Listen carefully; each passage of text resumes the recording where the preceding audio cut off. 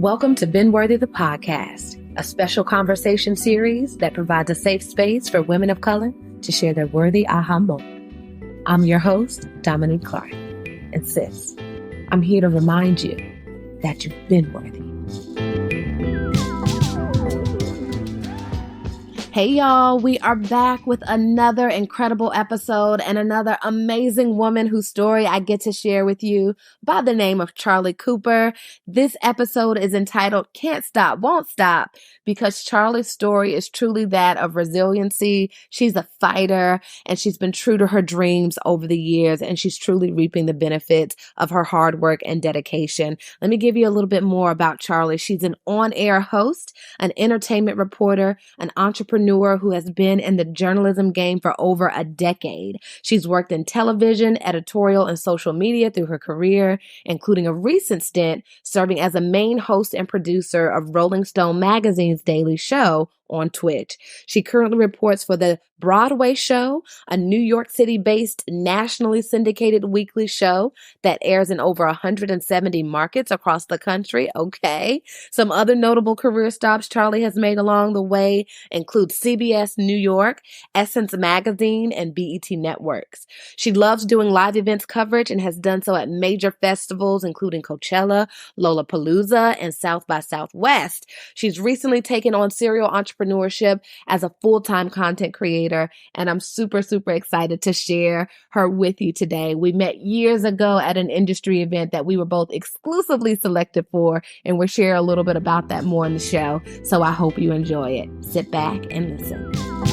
Okay, Miss Charlie, how are you? How's your spirit today?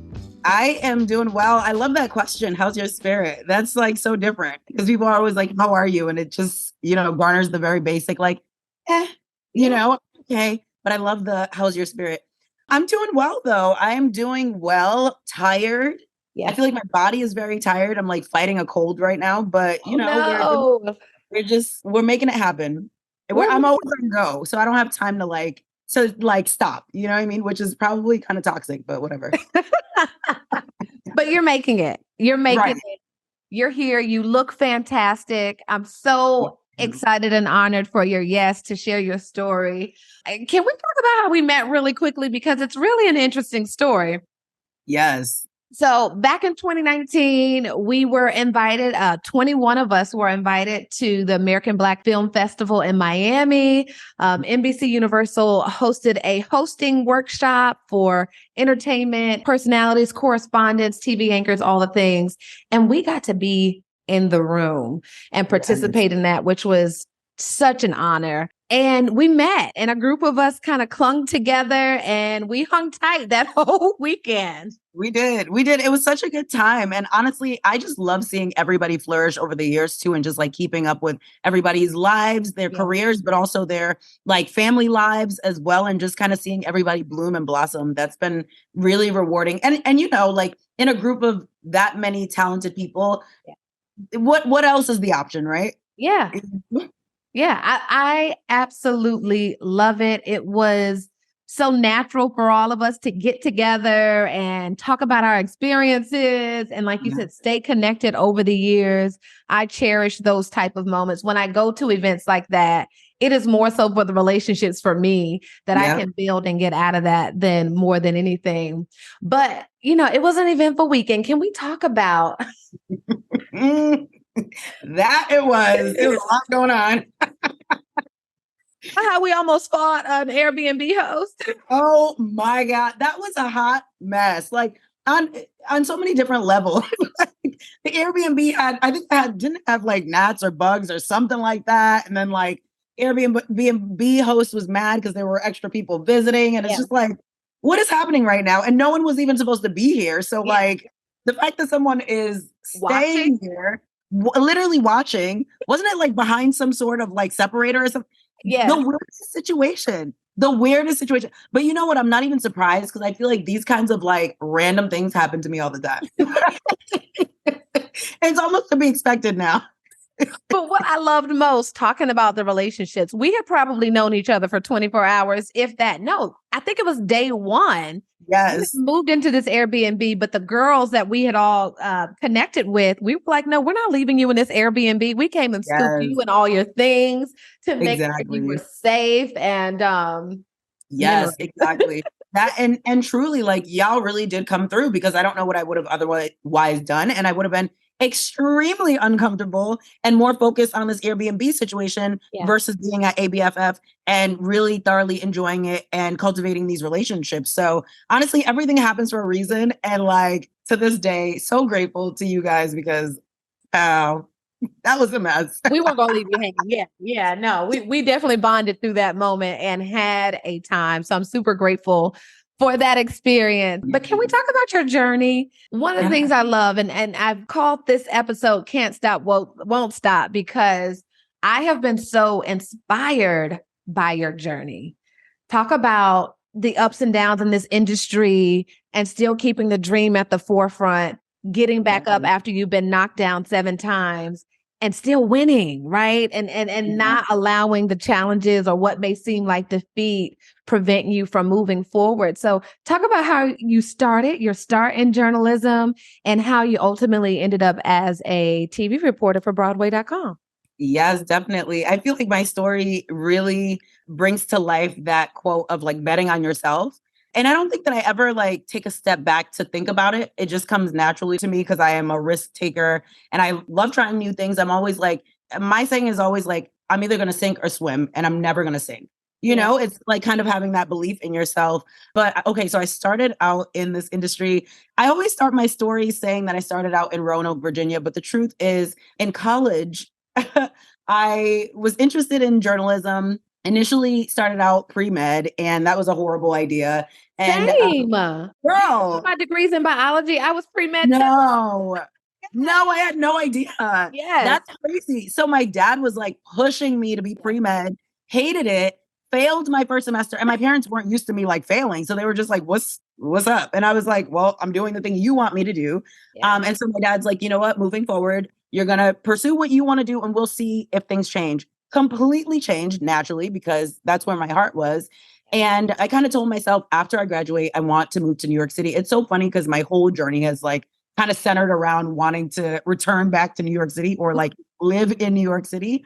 And so I moved to New York City and I worked in editorial. I had worked at Essence Magazine. I started out as an intern and then moved up to a weekend editor slash writer. Had worked at BET for a little bit. I worked at a startup called Rank and Style that was incredible and so pivotal in my career. I had 3 badass female bosses and they just showed me that like women can literally do anything. Like they were talk about inspiring, being able to work with them so closely every single day to build this brand from the ground up was incredible. They introduced me to so many like interesting people, took me to so many incredible events. And it's really interesting because a lot of the times I think about mentorship and I think about how once I really got into the field of journalism, I wouldn't say that I have a ton of mentors and that I ever really had a ton of mentors, but they for sure were my first group of mentors who taught me how pivotal or how important having mentors are and then also being one as well. Like you literally don't know how much you can change somebody's life by taking them under your wing. And so love them, appreciate them forever, but did that for a bit and had a stint in New York City that was wild and really got my feet wet in the journalism industry, worked at Twist magazine, which was crazy because I had read that as a kid. But at one point I was kind of like, you know what? I want to learn how to tell stories more critically and how to just think more critically as far as journalism goes. So I was like, you know what, let me go to grad school and kind of like hone my skills and kind of work in local news. Because I imagine that, yes, you're storytelling, but there are different elements that come with doing local Yeah. news versus entertainment. And I had only known entertainment at that time. So I went to grad school. My first market outside of grad school was Roanoke, Virginia.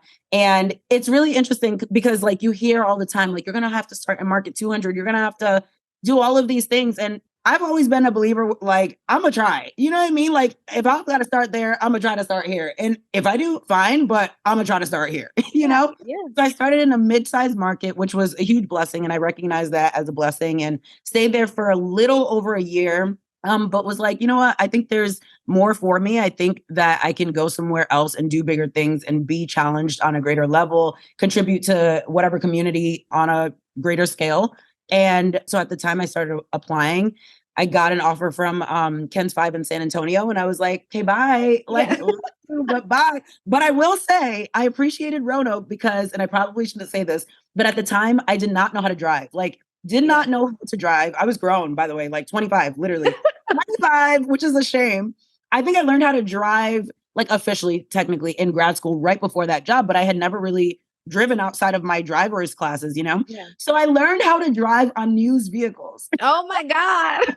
Yes, on used vehicles. And I feel like Roanoke was the perfect market to learn that because, like, if you've driven around different parts of Southwest Virginia, you know that, like, you might be driving in the snow up a tiny hill with no, like, railing, like the scariest areas kind of thing. So it really just tests your skills. Got a lot of tickets in that market, not gonna lie, but learned how to drive on used cars.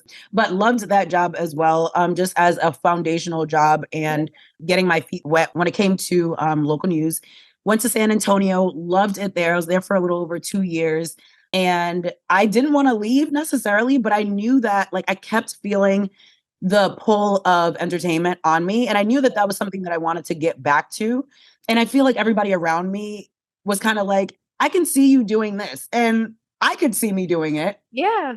And San Antonio was very comfortable. And although I could have stayed, I had great relationships there with everybody I worked with. It was a fantastic market, loved working there. But I just felt like this is not my forever place. And this is not where I'm going to be able to attain what I want to attain. And I knew that New York was calling me. It was really, really difficult because whenever I would apply to places, they'd be like, okay, we see that you have experience, but it's hard for us to picture you in an entertainment role because we're seeing you cover all types of things that aren't entertainment, like fires and homicides. And, you know, so that was a really big challenge for me. Even getting in touch with some of my contacts who I had worked with in the past in New York, it was challenging because it was like, okay, there's been several years span. And like, yes, we've seen you do this work, but we haven't seen you do it on camera. And like, your on camera presence is very like serious and very, you know what I mean? Yeah. So I was just kind of like, you know what? I'm going to sell my car. I'm going to just go and sink or swim. Again, that mentality, sink or swim. I was like, I'm going to figure it out. Because a lot of the times you just have to be on the ground. And the way that I know New York to work, you could meet the right person anywhere kind of thing, but you've got to be there. Yeah. You absolutely have to be there. And the irony of my New York experience was when I got back to New York, I was like, I'm not working in local news. Like, I am just gung-ho about like just doing entertainment. I'm not taking any local news job. And then I get a call from CBS to New York. And I'm like, you know what? Okay. See, I think we met in that sink or swim moment because after that trip in Miami, I think you told us you were getting ready to move to New York. Yes. You were literally like weeks away from moving to New York and starting over there. Exactly. Crazy to even think about that. Yeah. But yeah, so it was just nuts. I got the call and I was just like, you know what? Who says no to CBS New York? Like, who says no to the number 2 station in the biggest market? You know what I mean? I was just like, that seems, I feel like I would regret this. So let me just take it and see where it goes. And it was a blessing in disguise. Granted, there were elements of the experience that weren't the greatest. As we know, some newsrooms can be toxic here and there. We've all experienced it in different ways, but it definitely gave me tougher skin. Reporting in this market taught me so much, and it gave me the opportunity to anchor.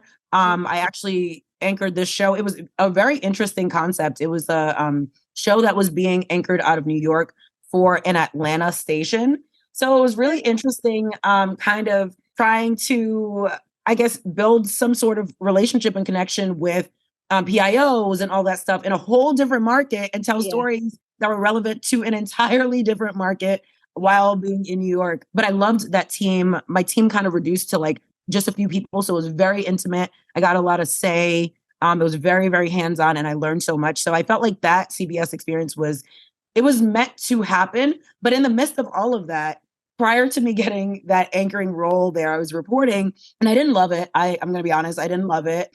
And so I was kind of like, you know what, I'm doing this, but I came to New York saying I want to do entertainment. I need to start applying for entertainment roles. And if CBS sticks around, great.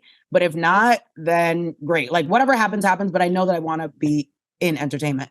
Yeah. So I'm applying for a bunch of entertainment jobs. I end up getting the Broadway job, and I was about to quit CBS, and then they offered me the anchoring position, and I was like, "You do both, whatever. We'll make it happen." But so it's interesting because I said I could do both, but when I really started to think about it and really had to live it out, it proved to be a little more challenging than what I expected. But then the pandemic hit, and the pandemic for me was a gift and a curse because obviously very sad situation. But in this case, where I was trying to juggle two things, I ended up getting laid off at CBS during the pandemic. And I was like, blessing in disguise because I didn't necessarily have to quit. So I didn't leave on negative terms. You know what I mean? Yeah. And then I was able to do Broadway, and thankfully it stuck around throughout the pandemic. So a lot of like stage actors were doing movies and shows and stuff like that instead, and transitioning in that way. So I was able to chat with them via Zoom and talk about some of their new opportunities and new things that they were doing. So it was incredible. And I will forever be grateful for Broadway because they have come through for me over and over and over and over again. So, and I've just loved my team. I've loved the work that I've been able to do and the connections I've been able to make. Now, you also had a daily show with Rolling Stone. Can we talk about that? Oh, yeah, I completely Because that was a big deal. There's always like a million things going on. Literally a million things going on. Okay, so Rolling Stone, where did that fit in? It fit in. So I was doing Broadway stuff. I think during the, I don't know if it was during the pandemic or not. I can't even remember. But at some point, because I'm doing Broadway as a freelancer, so at some point I started applying for other positions in different areas. I knew I wanted to still freelance at Broadway because it's so flexible at this point, but I knew I wanted something full-time. And Rolling Stone, like literally people are always like, how are you getting these jobs? I'm like, LinkedIn. Like, I promise you, it's not even like, I don't know nobody. You know what I mean? LinkedIn and God, that's it. Okay, you know I mean? that part. Literally, literally. But yes, I got that role as a producer and a host for Rolling Stone on Twitch, which was another opportunity that, like, honestly, I feel like every one of these jobs have served like just such major purposes in my life. And I feel like that one really just solidified me in the entertainment industry. And I no longer have that issue of like, oh, I can't really see you being a personality, or I can't really see you doing entertainment, because I did so much of it. Our show was a daily show, but also we did festival coverage that would be like 5-hour long festival coverage. You know what I mean? And it was just so hands-on because my co-host and I were producing the entire thing and conceptualizing everything. And so I learned so much. It's great to have that like producer credit now and know how everything works from behind the scenes. And another situation where like very intimate team, very small team. So like it was just an incredible opportunity to be able to have my hands on everything. But unfortunately, same thing, similar situation, like got laid off. My team kind of disbanded because of whatever. And it is what it is. It is what it is there. But I did feel like when it all happened, I felt like it was the right time. You know, sometimes you feel like things have ran its course and like you're ready. Anyways. That's exactly how I felt. So, and also in these situations, because I had been laid off before, I'm very like I guess like I can tell when something's about to go down. You know what I mean? So I'm like, what can I do to start preparing myself? Like, let me start working on this reel. Let me start like putting out feelers and kind of doing some other things that may interest me as well. So I can imagine, and we've kind of alluded to this, that there have been challenges along the way. Like I said, the industry is not easy, trying to find one job and really find something that fits to, like you said, what you really want to be doing, where your personality and gifting can really shine. I was listening to this guy on Instagram, and he was like, who are you when ish hits the fan? When stuff goes south, like we know who we are when things are going our way, we're getting what we want, we're smiling, we're happy, but who are you when they don't? Whether it's a physical thing, whether it's a career thing, whether it's a familial thing, whatever, who are you? And that person in those moments are who raises your kids, or who your kids are learning from. That person is who your parents raised. That person is who is going to have a negative or positive impact and effect on the world. And so I was like, man, who am I when things are going south? So who have you been when things have not necessarily gone your way? I think, honestly, hearing you say that, the first word that came to mind was a fighter.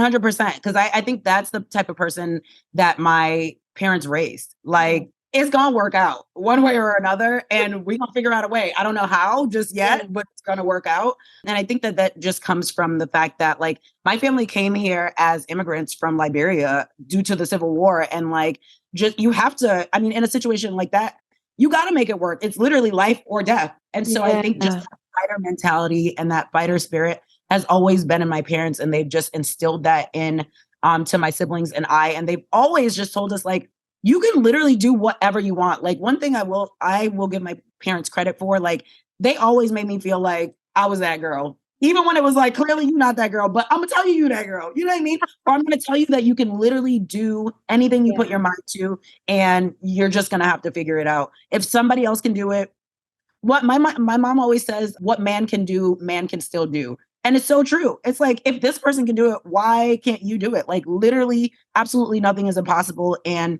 even if you haven't seen it done yet, there are plenty of things that have happened in life that we've lived through that weren't done before, that are now part of our norm. So why couldn't you be that change maker or that person who makes something happen for yourself that you want to make happen? So I would probably say a fighter.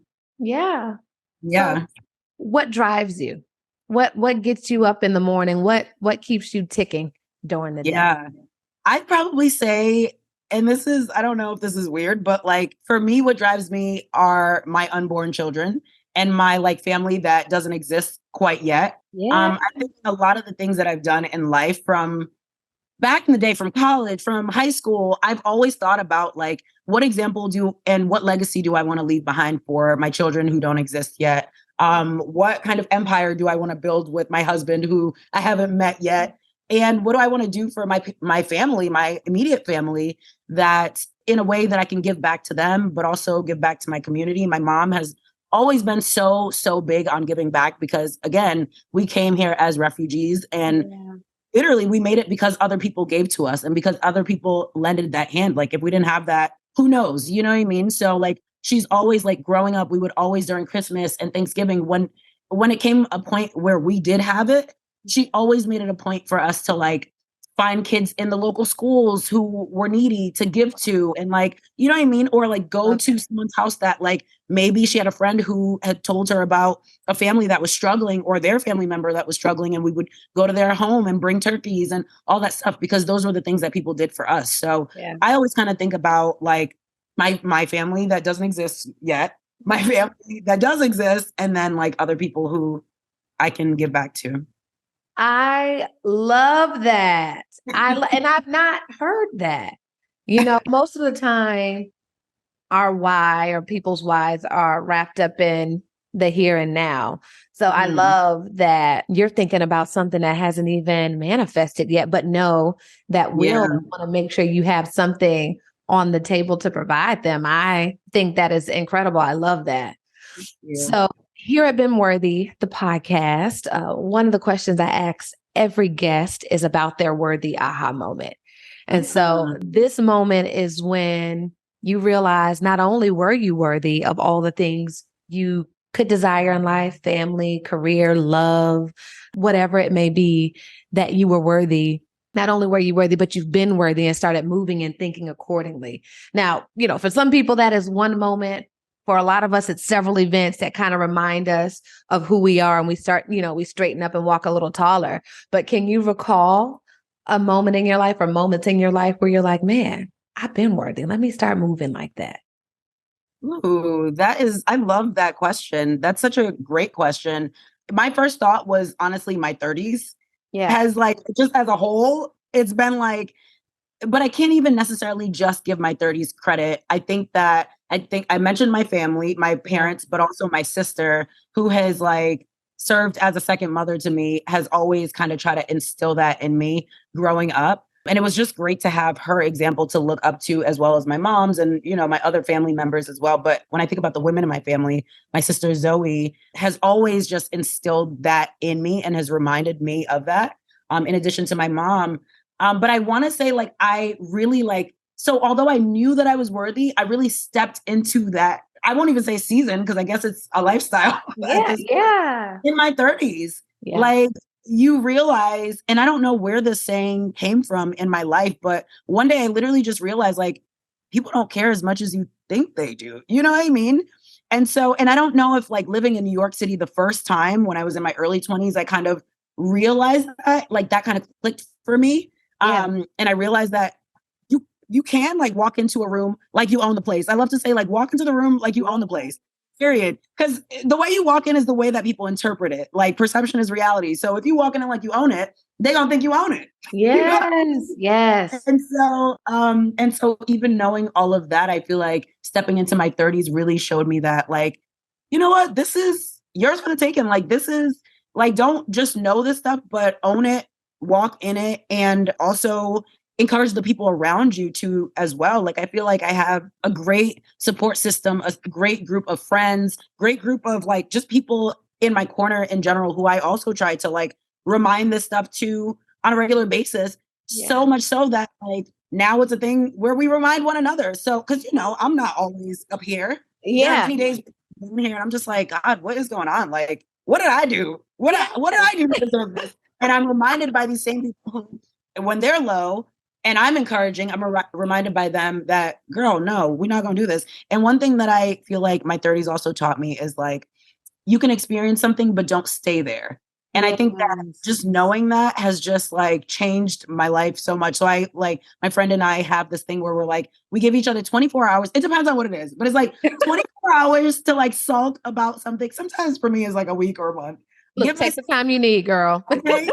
Give myself that time. But after that, you gotta get back up. You gotta like come back harder. You gotta all of the things. So I would probably give my 30s a lot of credit, but also my sister, my mom, other family members, and my friends. Shout out to the group chat. I know right now the group chats are on mute, but the group chats have really saved me on many days. So I'm so appreciative of that. And I love how you talked about the time frame that you give yourself, because my mom always told me, you got 48 hours. Cry it out, fight it out, stay in the bed, do whatever you have to do. But after that 48 hours, it's time to get up and make something happen. Like we have the ability to choose what we want. You know, sometimes it's just a matter of making a decision. And so you can choose to stay down and be defeated, or you can get up and make something happen and the change that's necessary in your life. So I love that. My mom instilled that in me too. Like you said, sometimes it's a little bit longer than 48 hours. Right. But it just sets the precedent that I won't be here long. Exactly. Right. I'm not going to stay in this space long. I'm going to give myself the time that I need, but I will be coming out of it. Absolutely. And one thing that you said too, that you talked about walking in the room confidently, like you own the place. One of the things I always say is that I feel like we always are waiting on the room to validate us, right? To make us feel like we belong. When the reality is, if God has sent us somewhere, if he has called us to occupy a space, that room is in need of whatever it is we have on the inside of us. So we do need to walk in there like we have confidence and we own the place, because we were sent there and we are in that space. It's a very intentional thing. And there was something for us to do, someone who's meant to connect with us, someone who's meant to hear our story, or just be inspired by the courage of us continuing on, or, you know, pursuing whatever it is that we have going on, or just our presence. Sometimes it's just your presence. Right. And, you know, one thing that I feel like I don't get nervous very, very often, but I do get nervous here and there. And one thing that I try to do when I get nervous walking into a room, I always tell myself, you're the expert of your own life. You know what I mean? Like, these people are going to ask you about your life. They're going to ask you about what's going on, work, whatever. You're the expert of your own life. So like, just take a breath and like go in there. You know? Yeah. So who is Charlie uninterrupted? So if at every intersection, the light isn't yellow, it isn't red, it's green. So if there was never a challenge in your life, if there were never any hurdles for you to climb over, would it be, and I hate to put this out there because I don't want you to, would it be Broadway, or would it be the Charlie Cooper TV show? Tune in with us, you know, weekdays or whatever. Gotcha. Okay. Yep. If there was never an obstacle, if there was never a job that you had to apply for and get approved for, what would you be doing if all signs were go? You know? Yeah. It's really interesting because I want to say that a while ago, and this is still true, it would probably be me being on like some sort of network, like Good Morning America, something like Yeah. that. That is like dream for me. You know what I mean? But I think lately, and it still is, but I think lately I've been kind of thinking about, and I don't know if it was because of like this production work that I've been able to do kind of Yeah. behind the scenes, but that's been really intriguing to me too, and just like a production company. Because I think about just also providing opportunities for other people. And oftentimes when you're the front facing talent, you are the center of attention, you are the focal point, and that's great and that's beautiful. And obviously, you can use your platform to elevate other people, which is what I would love to do. But there's nothing like better than like being able to hire people who look like me. You know what I mean? And I know so many talented people who look like me, who look like not like me. And so I think just like building something that allows me to mentor other people, allows me to learn from other people, because sometimes the people you're mentoring can teach you a whole lot too. You know what I mean? So like just creating a space where people can do the things that they love, be creative, pour into each other, and just create dope shit. You know? So I think it's a little bit of both. Like, would love to attain that dream of GMA, but also would love to be able to build my own thing that allows me to, I guess, lift while I climb. Yeah. Well, we're going to manifest GMA, and I'm going to be your co-host. Yes. Yes. Amen. Okay. And we're just going to lead America in great commentary, great stories, and it is done, sis. give them something they've never seen. That's it.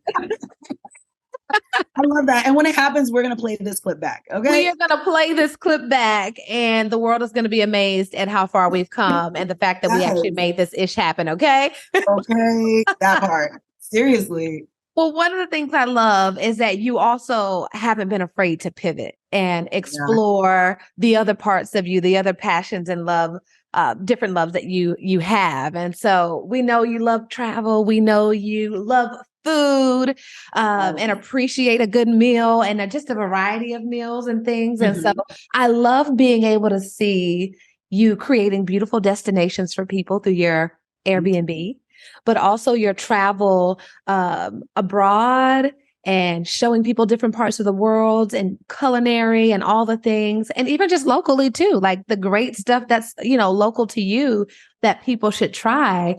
And I like that you're doing this, but I also love the way that you're doing it. Thank you. Beautiful. Thank Talk you. about content creation. It's top tier. Okay. I love it. It's effort, right? You can tell that you are putting effort. You're intentional about what you're creating, and it means something to you. You're not just putting something out there, but you can tell you were intentional in curating this content. And I appreciate it as someone who's watching. So tell us how you decided to shine light on those things in your life and bring it to us. Yeah, it's so funny because a lot of the times I'm like, and it's interesting just how things have changed as far as like my social media content creation has gone. So like, I feel like when I first started doing this type of stuff, I did it because I enjoyed it. I love shooting and editing. I know a lot of like people started out as MMJs as I did, and they hated the shooting and the editing. Like they're just like, I just want to be on camera. Like all that other stuff, y'all could keep it. Right. I love shooting and editing. Like that is like, I feel so much joy. It comes so easily to me. Like I could do that all day. I was actually just talking to a friend earlier today, and I was like, you know what, in this season of life, it's been really nice to like partner with brands and just like wake up and like pitch to brands, but also have partnerships that I have to like go and shoot and blah, blah, blah. Like it hasn't even felt like work at all, you know? And so, but it's interesting because like I said, it started out as like, well, this is just something I do. It's fun, fine, whatever. But I think recently in the last few years, I've thought to myself, like, I want to serve people. Like, how can I use this to serve people? How can I use this to help people? So whether it's giving people suggestions on what to do in their city that I may have visited, or places to go, places to eat, things to avoid, whatever. Like, I'm just like, how can I serve people in some kind of way? Or even like my cooking videos. I started out as a horrible cook.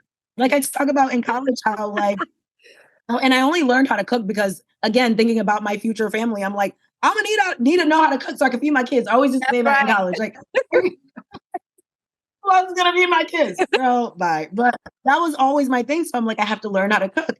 And I remember one of my college roommates, whenever she would walk in, she'd be like, girl, what are you burning today? And it was never like, what are you cooking? It was always, what are you burning? What is So I was so determined to like, what are you burning? So I was so determined to like learn how to actually cook for my kids, but also to prove her wrong. Like one day I'm gonna be cooking and not burning, burning something.